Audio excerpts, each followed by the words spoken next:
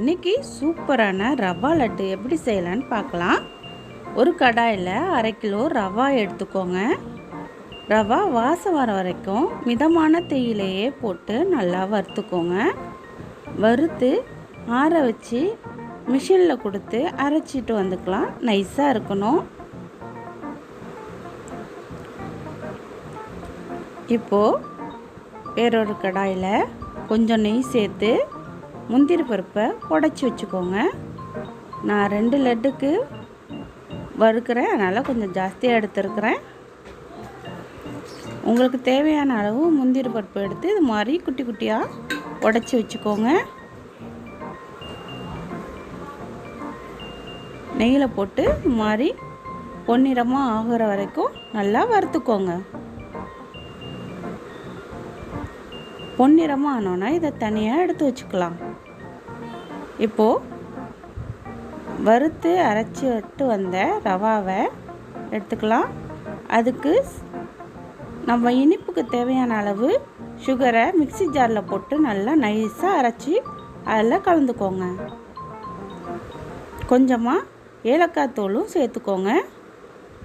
எல்லாத்தையும் சேர்த்து நல்லா கலந்துக்கோங்க. இப்போது இனிப்பு எவ்வளோ இருக்குன்னு செக் பண்ணிக்கோங்க. பத்தலைன்னா இன்னும் கொஞ்சம் போட்டுக்கலாம்.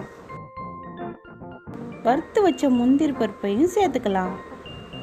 நல்லா கலந்து விடுங்க. கொஞ்சம் நெய் எடுத்து நல்லா சூடாக்கி அதிலே ஊற்றி நல்லா கலந்துக்கோங்க. இப்போ நெய் சூடாயிடுச்சு. அதிலே கொஞ்சம் கொஞ்சமாக ஊற்றி நல்லா கலந்து விடுங்க. கை போடாதீங்க, கரண்டியால் கிளறிக்கோங்க, இல்லைன்னா கை சுட்டுடும் பார்த்து. இப்போது எல்லாத்தையும் ஒன்றா கையாலே போட்டு கலந்துக்கலாம். எல்லா இடமும் படுற மாதிரி நல்லா கலந்து விடுங்க. மாவு நல்லா சூடாக இருக்கும் போதே பிடிக்க ஆரம்பிச்சிடுங்க. இப்போது பிடிச்சி பார்த்தா கையில் இது மாதிரி பிடிப்படணும். இதுதான் சரியான பக்குவம். இப்போ நம்ம உருண்டைகளை உருட்டிக்கலாம். இது மாதிரி ஒரு கையால் ப்ரெஸ் பண்ணி இது மாதிரி உருண்டைகளை பிடிச்சிக்கோங்க.